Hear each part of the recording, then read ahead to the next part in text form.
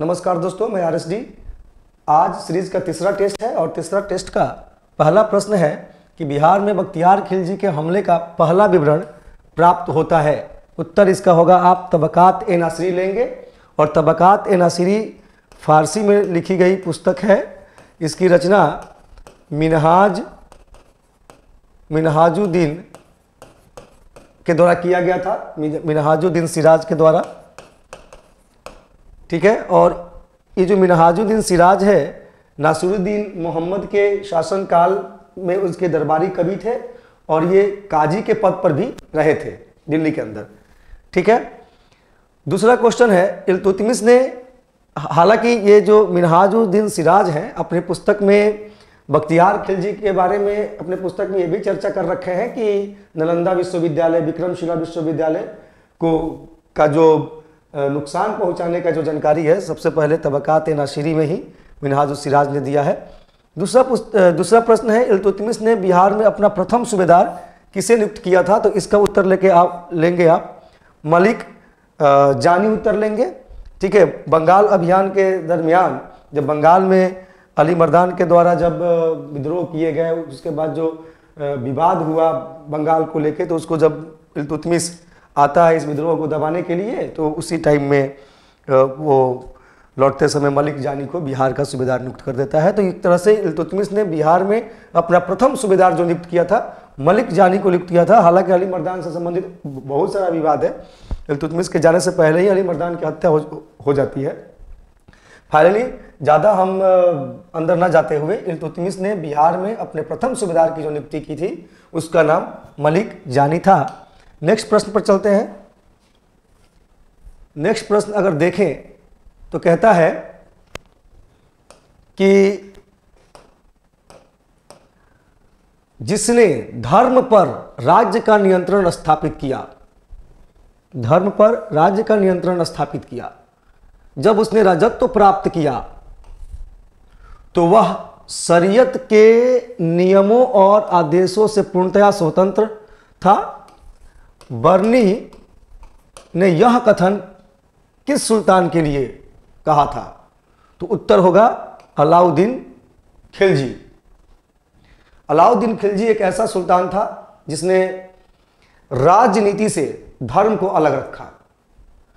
कहता है कि मैं पढ़ा लिखा नहीं हूं, खुद कहता है अलाउद्दीन खिलजी, मैं पढ़ा लिखा नहीं हूं, मैं जन्मजात अंगूठा छाप हूं, मैं नहीं जानता कि शरिया में क्या लिखा है, मैं बस इतना जानता हूं कि आम प्रजा के लिए जो सही है मैं वही करूंगा। ठीक है, और अलाउद्दीन खिलजी ने के इस वक्तव्य से ऐसा लगता है कि कहीं ना कहीं उसने राजनीति से धर्म को बिल्कुल अलग रखा। ठीक है, नेक्स्ट प्रश्न पे हम चले तो दिल्ली के किस सुल्तान ने सबसे ज्यादा नहरों का निर्माण किया? ये क्वेश्चन में आप बहुत जगह कंफ्यूज हो सकते हैं। हालांकि अगर डायरेक्ट जाएं तो दिल्ली के किस सुल्तान ने सबसे ज्यादा नहरों का निर्माण किया, तो उत्तर तो या फिरोज शाह तुगलक हो जाएगा। लेकिन अगर किस के जगह पे अगर प्रथम होता, अगर यहां प्रथम शब्द का प्रयोग कर देता तो यहां उत्तर गयासुद्दीन तुगलक लेना पड़ता, या फिर नहीं है तो ये उत्तर लेना पड़ता। चूंकि प्रश्न पूछ रहा है कि दिल्ली के किस सुल्तान ने सबसे ज्यादा पूछा है, तो फिरोज शाह तुगलक। चूंकि निर्माण कार्य के लिए फिरोज शाह तुगलक दिल्ली सल्तनत के सुल्तानों में अग्रणी स्थान रखता है।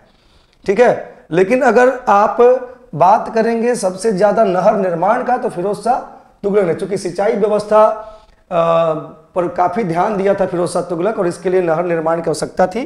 हालांकि गयासुद्दीन तुगलक का भी नाम आता है, लेकिन अगर आप प्रथम सुल्तान के तौर पर प्रश्न पूछता है कि नहरों पर ध्यान देने वाला प्रथम सुल्तान कौन था, तब आप गयासुद्दीन उत्तर लेंगे। इसलिए हमने कहा कि यहां इस प्रश्न को लेकर थोड़ा बहुत कंफ्यूजन होता है स्टूडेंट्स के अंदर। ठीक है, नेक्स्ट प्रश्न पे हम चलते हैं दोस्तों। नेक्स्ट प्रश्न है, फिरोज तुगलक द्वारा स्थापित दारुल सफा क्या था? दारुल सफा, मैंने अभी कहा कि बड़ा निर्माण कार्य के लिए जाना जाता था फिरोज शाह तुगलक, है ना। एक तरह का खैराती अस्पताल था, है ना, जिसमें गरीब लोगों को, है ना, असहाय लोगों को मुफ्त में इलाज करवाता था या मुफ्त में इलाज होता था।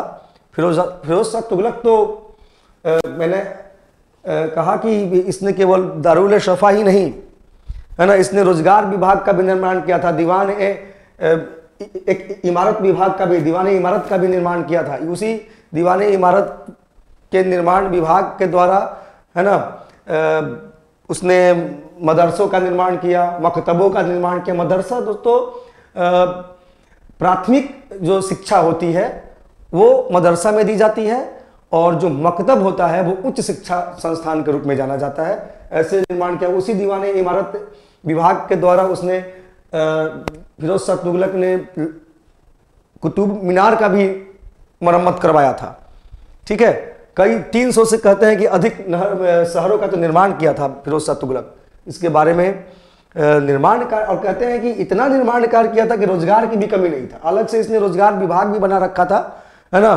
कहते हैं कि सबसे ज्यादा 100%, 100% रोजगार अगर किसी सुल्तान के शासनकाल में था तो वो था फिरोज शाह तुगलक। कहते हैं कि रोजगार विभाग बना के धौ धौ के नौकरी देता था। खैर, आज अगर कोई सुल्तान, अगर आज का कोई शासक या आज की कोई प्रधान अगर युवाओं को धौ धौ के नौकरी देने लगे तो बात ही अलग है। आज बेरोजगारी बहुत है दोस्तों। खैर, नेक्स्ट क्वेश्चन पर अगर हम चले, कहता है कि निम्नलिखित में से किस सुल्तान ने बेरोजगारों को रोजगार दिया। देखिए आ ही गया प्रश्न। ठीक है, हालांकि सबने बेरोजगारों को रोजगार दिया, लेकिन रोजगार शब्द का यहां अगर बात आ रहा है तो इसने, चूंकि सब ऐसा सुल्तान था फिरोज शाह तुगलक के, रोजगार विभाग ही अलग से एक निर्मित कर दिया था। ठीक है, तो इसमें विकल्प है अलाउद्दीन खिलजी, मोहम्मद बिन तुगलक, मुबारक शाह खिलजी, शेर शाह सूरी। इसमें ई उत्तर हो जाएगा, क्योंकि यहां पे हमको ढूंढना था FST को, फिरोज शाह तुगलक को, जो इसमें नहीं है। इस कारण से यहां पे उत्तर आपको ई लेना होगा। नेक्स्ट प्रश्न पर चलते हैं। फारसी यात्री अब्दुल रज्जाक, फारसी यात्री अब्दुल रज्जाक भारत में किस राजा के शासनकाल में आया था। तो ये विजयनगर में के शासनकाल में, विजयनगर साम्राज्य में आया था। और इसमें देवराय प्रथम, कृष्णदेवराय प्रथम, कृष्णराय द्वितीय बुका। तो यहाँ पे कोई नहीं है, यहाँ पे ई उत्तर ले लिया जाएगा, क्योंकि अब्दुल रज्जाक जो फारसी यात्री था, इसने देवराय द्वितीय के शासनकाल में विजयनगर साम्राज्य का दौरा किया था।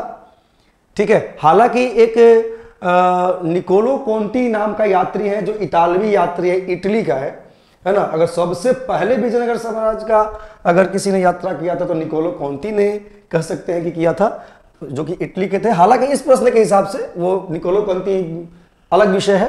हालांकि इस प्रश्न के हिसाब से चूंकि देवराय द्वितीय आंसर होगा, इस कारण से इसमें देवराय द्वितीय विकल्प में कहीं नहीं है। इस कारण से उत्तर क्या लिया गया है, ई लिया गया है। निम्न में कौन सुहरावर्दी संप्रदाय से संबद्ध है। तो उत्तर ले लें, शेख बहाउद्दीन जकारिया सुहरावर्दी संप्रदाय से संबंध रखते हैं। इन विकल्प में शेख बहाउद्दीन जकारिया सही उत्तर होगा। अगला प्रश्न जो है पे अगर चले तो इसमें कहता है कि शेख याहिया सुहरावर्दी के फिरदौसिया शाखा के प्रसिद्ध सूफी संत थे। शेख याहिया सुहरावर्दिया फिरदौसिया शाखा के प्रसिद्ध सूफी संत थे। फिरदौसिया शाखा जो भारत के किस क्षेत्र तक सीमित रहा, तो ये बहुत महत्वपूर्ण हो सकता है, क्योंकि बिहार से संबंधित है ना, बिहार तक। ठीक है, इस कारण से प्रश्न आपके बीपीएससी के लिए बहुत महत्वपूर्ण हो जाता है।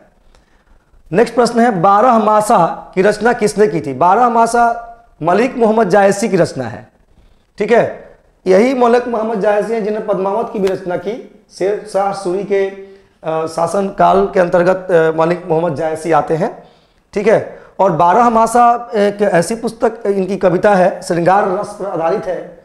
बराहवा के किताब में हिंदी में आपको 12 मासा कविता मिलेगा आपको, है ना, जिसकी रचना मलिक मोहम्मद जायसी ने की थी। और हालांकि मलिक मोहम्मद जायसी को लोग आम तौर पे, है ना, पद्मावत के लिए जानते हैं। ठीक, लेकिन मलिक मोहम्मद जायसी ने 12 मासा भी मलिक मोहम्मद जायसी की ही रचना है। ठीक है, तो आज का ये 10 प्रश्नों का चर्चा कंप्लीट हुआ दोस्तों। अगला सीरीज लेकर आएंगे नेक्स्ट क्लास में। धन्यवाद।